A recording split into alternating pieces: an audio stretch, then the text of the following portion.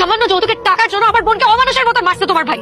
নাদিয়া, এই বাড়ি থেকে একবার চলে গেলে কিন্তু আর ফেরত আসতে পারবে না। আমার আপু আসবেও না। এই একটা কথা আপনারা খুব ভালো করে শুনে রাখেন, এই বাড়িতে কোনোদিন কোনো ভালো বংশের মেয়ে আসবে। আম্মা তুমি জানো এই ছেলে মাঝে মধ্যে ড্রিঙ্কও করে, এর আগেও নাকি 2-1 বার আপুকে হাত তুলছে। ওগো যদি আমি কান্দা না সরছি তাহলে আমার নাম 8 বছর শুনি না। আমার ফাস্তির গায়ে হাত ওই তোলার কলটা গুদ্ধ আমি টান দিয়ে আসলে পালাম। আহা বাবা, এত টেনশন করার কিছু নেই। ওই মেয়ে আর কোথায় যাবে? কয়েকটা দিন সময় দাও, দেখবে সুরসুর করে এবারে চলে আসছে। কার কাছে আছেন আপনারা? আপনারা যদি এখানে আমি কেন?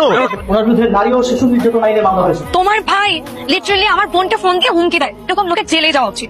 আশ্চর্য, হাজবেন্ড ওয়াইফের মধ্যে তো ঝগড়াঝাটি হইতেই পারে, তাই বলে এই তুমি চুপ করো, তোমাকে না আমি আলাদা ভাবছিলাম মাহান, কিন্তু তুমিও দেখি বাকি পুরুষদের মতো সেম টু সেম।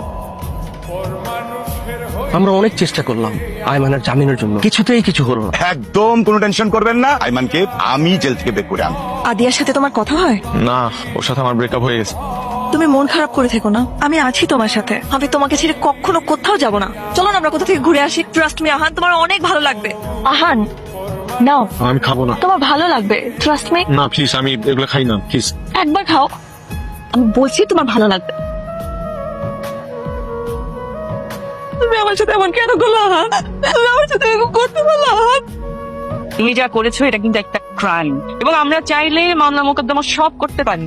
আরে বিচলিত হচ্ছ কেন? আমরা তো এরকম কিছু করব না। আমার শ্বশুর, আমরা তোমাকে খুবই পছন্দ করি, আর ঈশিতা তোমাকে খুব ভালোবাসে। ঈশিতাকে বিয়ে করবে আহান? ভাবি, আমি আজকে হাসি। তোমাদের মধ্যে তো কিছুই হয়নি, কিন্তু ও যে ভয় পাইছে, তোমার প্ল্যান সাকসেসফুল। আয়মান ভাই, আপনার জামিনটা কিন্তু আমরা এমনি এমনি করাইনি, এখানে আমাদের একটা ছোট্ট স্বার্থ আছে। ঈশিকা আহানকে খুব ভালোবাসে, ওকে বিয়ে করতে চাই। আপনি চাইলে বিয়েটা দিয়ে দিতে পারেন, আপনাকে 50 লাখ দিব।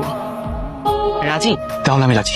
বলবো বল, দুই ফ্যামিলির মধ্যে এত গ্যাঞ্জাম, এইভাবে কি হয়? কিন্তু এখন আমার মনে হয় আমি ওর সাথে ব্রেকআপ করে আরো বড় প্রবলেমে পড়ে গেছি। তোর কথা শুনে মনে হইতেছে যে তুই এখনো তাকে ভালোবাসিস, কিন্তু আহান ভাই যে তোকে ভালোবাসে সেটা মনে হইতেছে না। চুপ করে আসিস কেন? কিছু একটা বল। তোর কি মনে নেই নাদিয়ার বোন এখানে দাঁড়িয়ে কি বলেছিল? আমাদের পরিবারে নাকি কোনো ভালো বংশের মেয়ে বউ হয়ে আসবে না। আমি ওদেরকে দেখাতে চাই ওদের চেয়ে 1000 গুণ ভালো পরিবারের একটা মেয়ে এই বাড়িতে আমার ছোট ভাইয়ের বউ হয়ে আসছে। বেঈমান, আমার সাথে প্রেম করে অন্য মেয়েকে বিয়ে করবে তো লজ্জা লাগে না? আমি তোকে ছাড়বো না, আমি তোকে ছাড়বো না। বিয়ে করবি তো কর, তুই আমার বিয়ে কর। এই বিয়ে আমি করতে চাই। আমি তো কখনোই এই মেয়েকে বিয়ে করবো না, কাউকে না। তোমাকে চাই, আমি কাউকে বিয়ে করবো না, কারণ আমি তো এগুলো জিত থেকে করতেছি। তোমার উপর আমার জিত ছিল, আমি তোমাকে ভালোবাসি। কি হচ্ছে এখানে সব? তুই এখানে কি করছিস? এই মেয়ে এখানে কি করছিস? ভাই, আমরা একজন আরেকজনকে অনেক ভালোবাসি। প্লিজ ভাইয়া, ভাইয়া তুমি এই বিয়েটা ভেঙে দাও না ভাইয়া। এই বিয়ে ভেঙে দেবো মানে কি? ফাজলামো করিস তুই? আমি এই বিয়েটা করতে পারবো না। তুই বিয়ে করতে হবে। আমি করতে পারবো। এই মেয়ে, চাপ তুই বেরো। শেষ পর্যন্ত তুই ভাই মারামারি করলি, কি শুরু করেছিস এসব? তোর ছেলেকে জিজ্ঞেস করো। আমি কি চাই সেটা অলরেডি আমি বলছি। আমি বিয়ে করতে চাই না, মানে চাই না।